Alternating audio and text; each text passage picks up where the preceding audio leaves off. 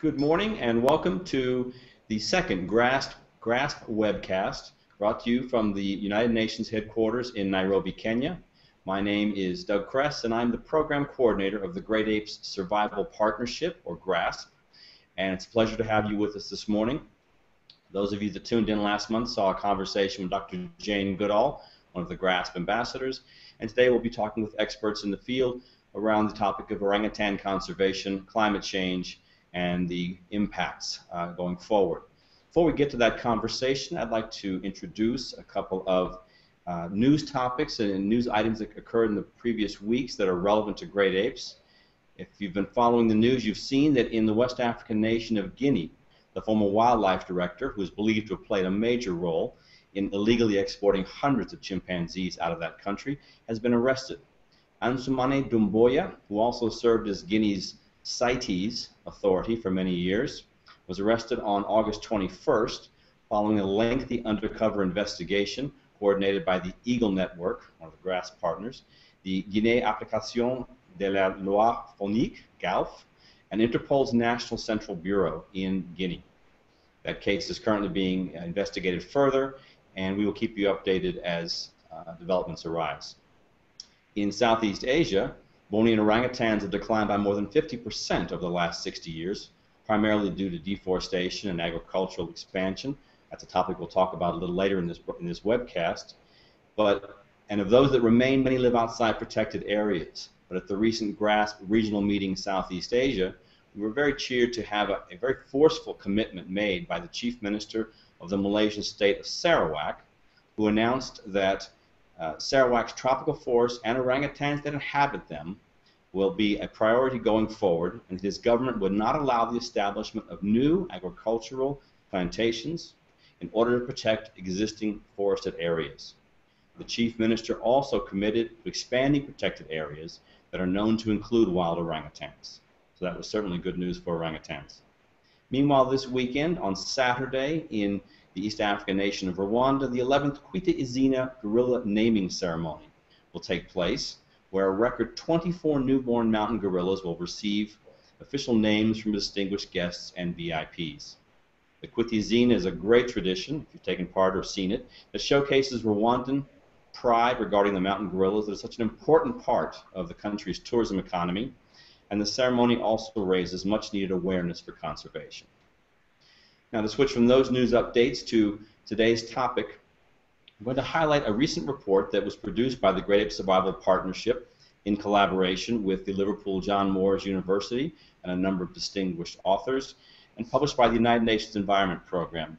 This report, The Future of the Bornean Orangutan, will be the topic we talk about today, Impacts of Change in Land Cover and Climate, and discusses very serious and very crucial issues regarding the use of land on one of the largest islands in the world, Borneo, and the impact that will have on a very, very fragile species and ecosystem.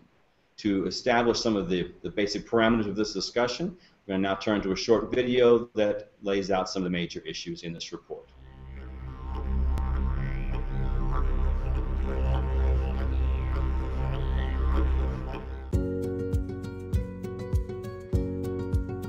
Borneo, the largest island in Asia, a rich and rugged land that anchors the Malay archipelago, which stretches for 2 million square kilometers across the South China Sea. 3 nations rule separate regions of Borneo. Malaysia and Brunei control the north, while Indonesia controls the south. Over 20 million people live on the island, and Borneo's rapid expansion of industries such as oil palm, mining and timber play an important role in the region's economy. Borneo is also home to some of the oldest rainforests in the world, dating back nearly 140 million years. It contains over 15,000 varieties of trees and other plants. Wildlife is also abundant, and iconic species such as elephants, rhinoceroses and orangutans thrive in the jungles.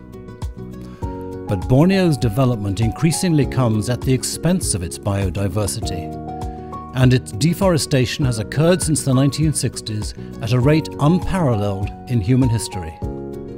As a result, Borneo's ecological balance, indeed the island's very future, is more tenuous than ever. A new report from the United Nations Great Ape Survival Partnership and the Liverpool John Moores University takes a closer look at this phenomenon. Their report is called The Future of the Bornean Orangutan: Impacts of Change in Land Cover and Climate. It models development scenarios through 2080 and projects their impact and the added threats from climate change on the last forest homes of the orangutan. The report models short-term, medium-term and long-term projections based on a variety of factors and offers best-case and worst-case scenarios. Best-case scenarios require a variety of human behavioral changes, including reduced population growth, reduced land use practices, and technical innovations that lead to reduced greenhouse gas emissions. But worst-case scenarios are just that: business as usual that sees no change in the rates of deforestation and land conversion. In fact, if nothing changes, the GRASP-Liverpool John Moores report predicts that up to 81% of the orangutan's habitat will have been lost by the year 2080, leaving Asia's only great ape isolated in forest fragments too small for their survival. Is it too late to save the orangutans of Borneo and their forest homes? No. The report includes important recommendations, including land use plans that connect existing orangutan habitat, greater reliance on payment for ecosystem services programs, and the sustainable development of cash crops such as oil palm in order to curb the devastating effects of conversion. Most important, their report emphasizes the need to find ways to legally designate and protect orangutan habitat within agricultural developments. Borneo stands as a shimmering jewel in the Southeast Asian crown, but dramatic reforms are required to ensure that today's development does not come at the expense of tomorrow's survival.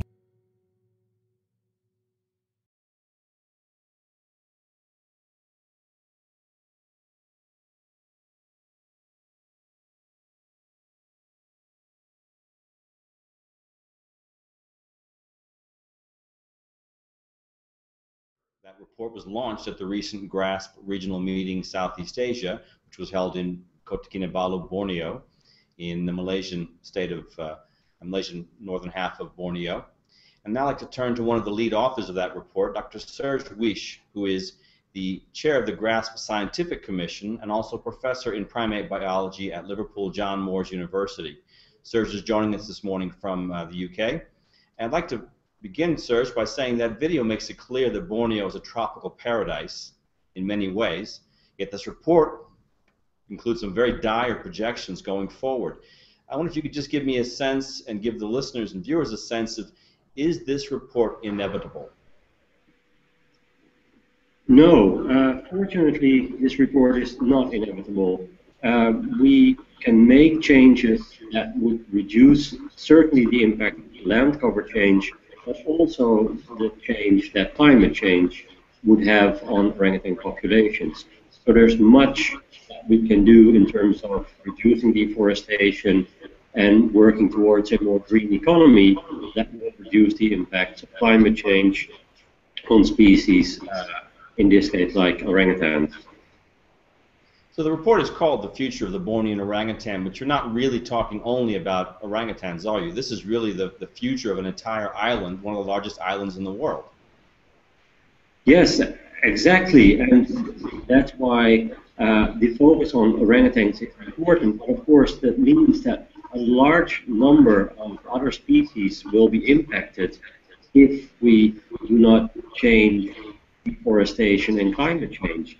There's elephants there, there's still some rhinos, there's an enormously high biodiversity on the island, one of the highest in the world, but there will be large numbers of species impacted. The orangutans showcase this very well, but sort of are an umbrella species, if you like, for a whole range of other species that will probably be impacted. I wonder if you could take us through how this report was crafted and how these models, the projections, were set out. They're set apart in different time periods, correct? Yes, so we work with a large number of scientists on this report, and they're all editors or authors on the report. What we did is we looked at the current situation and then projected land cover change and climate change into the future, 2020, 2050, and 2080, and looked at the projections of those periods, and that allowed us to get a good long-term view of what the impact of deforestation and climate change might be on orangutans.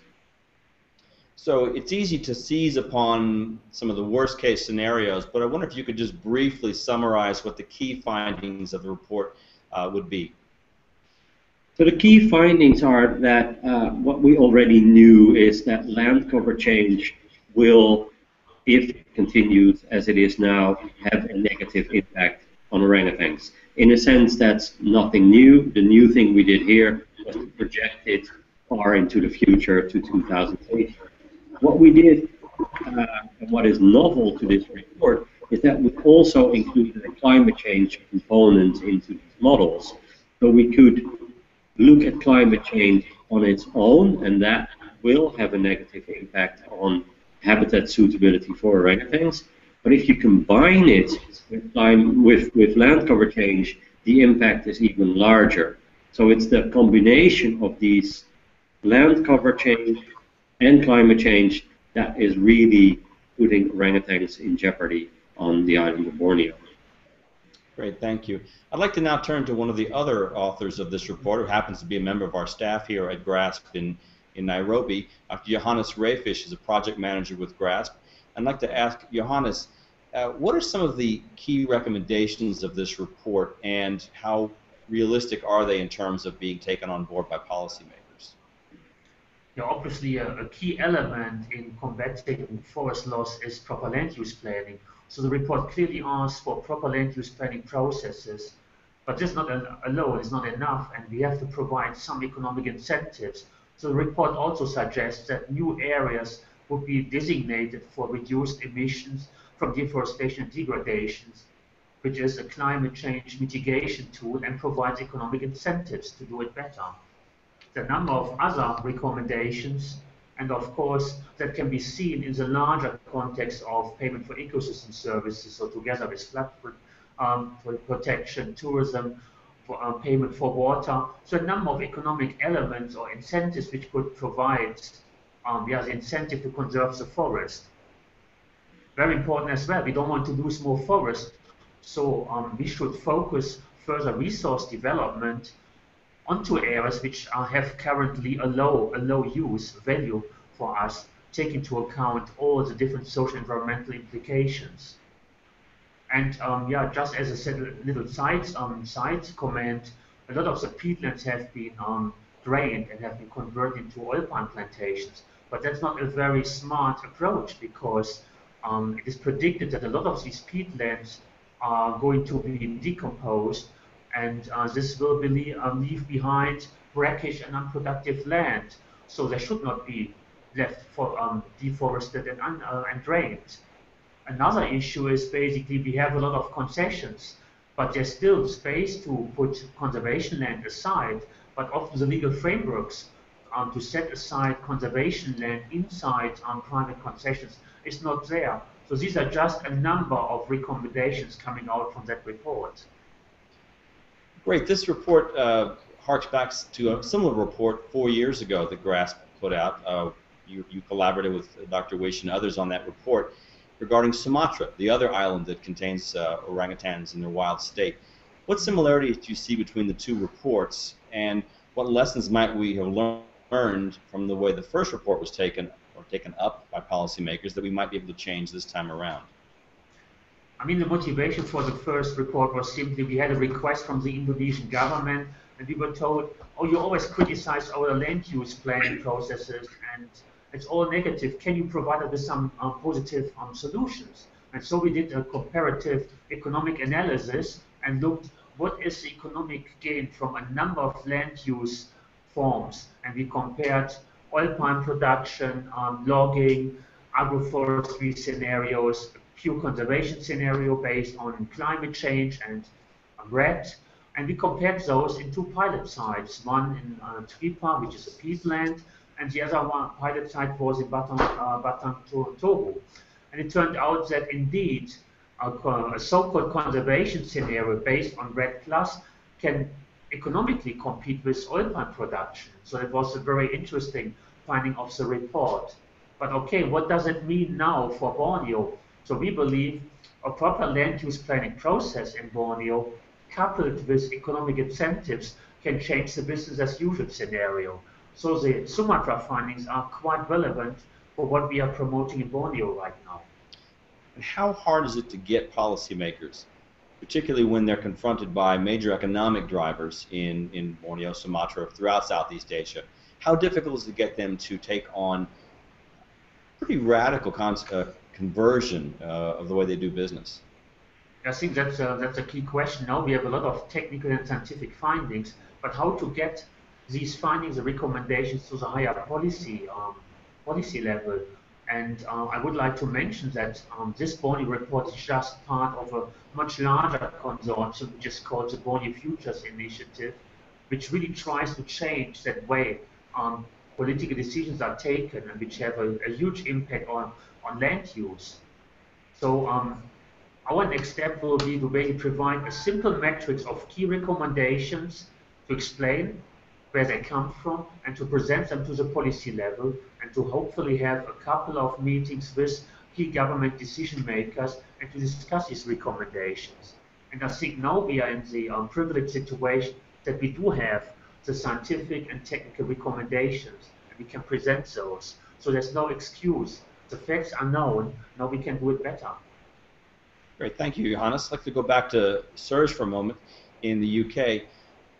Serge, orangutans are incredibly adaptable primates, it seems. Every time we think they are close to the end, they seem to find a way to survive in degraded forests, survive in plantations. Is that taken into account in this report? That's a very good point. Orangutans are incredibly flexible, and we only discovered that during the last decade or so. We really started to appreciate that orangutans are so flexible, and that's something that's not very much taken into account in the report. So it gives us a reason to be perhaps more hopeful, because it's likely that orangutans will be able to adapt to some of these climatic changes, although it depends very much on how fast those changes will occur. Great. Well, Serge, you were with us in Borneo when the Chief Minister of Sarawak made his very firm commitment to halting deforestation and to extending protected areas on behalf of orangutans. It was great news to hear. Is that kind of commitment made by individual states and individual leaders going to be enough to arrest some of these dramatic changes that are projected in the report? Those kind of commitments certainly are of enormous importance to protect orangutans. Stopping deforestation will be incredibly important to reduce the reduction in orangutan numbers. And creating protected areas to secure them for the future is incredibly important as well. But in addition to that, the global community, and that's all of us, should strive to reduce the impact of climate change. That is not something that an individual state or country can do. So there is a responsibility for the global community as well to try to conserve orangutans. What we have not talked about much in this discussion today is palm oil, and the expansion of oil palm plantations is certainly one of the main drivers of the degradation of land in Borneo and frankly across Southeast Asia and increasingly in Africa. There are some alternatives out there and some programs and initiatives that are being attempted. The Roundtable on Sustainable Palm Oil, the Indonesian Sustainable Palm Oil, and Malaysia's Sustainable Palm Oil organizations are working to change the way land is used. Are these initiatives enough by themselves, or do they even have a broad enough mandate to make dramatic change?